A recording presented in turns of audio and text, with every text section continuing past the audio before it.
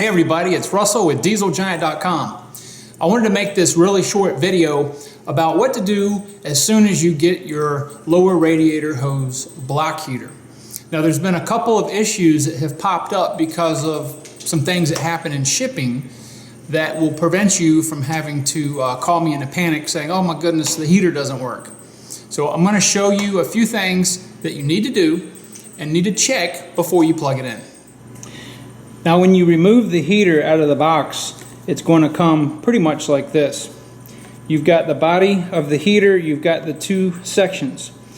On most of the Mercedes, the short end is the part that goes to the radiator and the long end is the part that goes to the thermostat housing.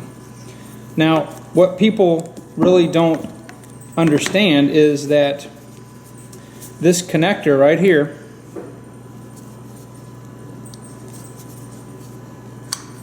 comes off. Okay, there's 5 points of contact. 1, 2, 3, 4, 5. Corresponds to the 5 holes. 1, 2, 3, 4, 5. Now, if during shipping this connector gets slightly jarred, then the heater's not going to work.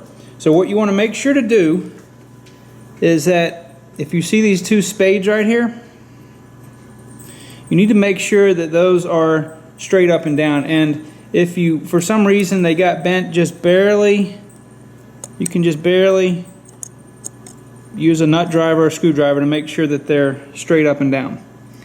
And then you've got these other 3 pins. So the way that you install this is this is the exact way that I do it. I make sure that the blades here and here line up with the corresponding holes here. So I angle this a little bit towards the front. We're going to call this the front of the connector and this the back. Just slightly towards the front. Make sure you can feel it engage and then push it down. Now this is very, very tight. It's very hard to get off. So once it's on there, it's on there. Now I recommend that you make sure that this is connected before you install the hose. It's much easier to make sure everything's lined up when it's close to you than when you're bending over the hood of the car. So once that's in there, you want to take this is the plug end, it's got a little protector cap on there, and you want to plug it in, and this element right here will instantaneously get hot. I mean, in 2 or 3 seconds you're not going to be able to hold on to it. If you don't feel that, make sure this connector's on. Now the second thing I want you to be aware of is when you put this in, as you can see that this is pointing this way and this side's pointing that way.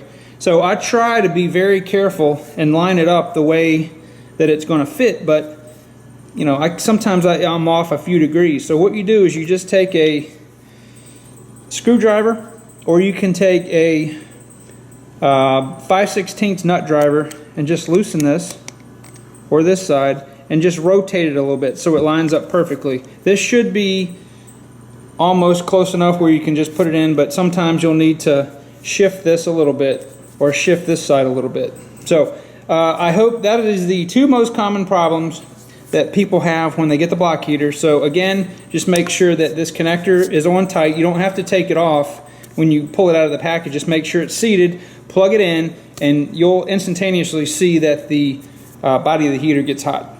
So I hope that helps. If you need installation directions, I have on my DIY videos section of the website a video that you can use. It shows you how to install this heater, burp the air out of the car, the cooling system, from start to finish. So if you haven't done this job, I recommend that you get that DVD.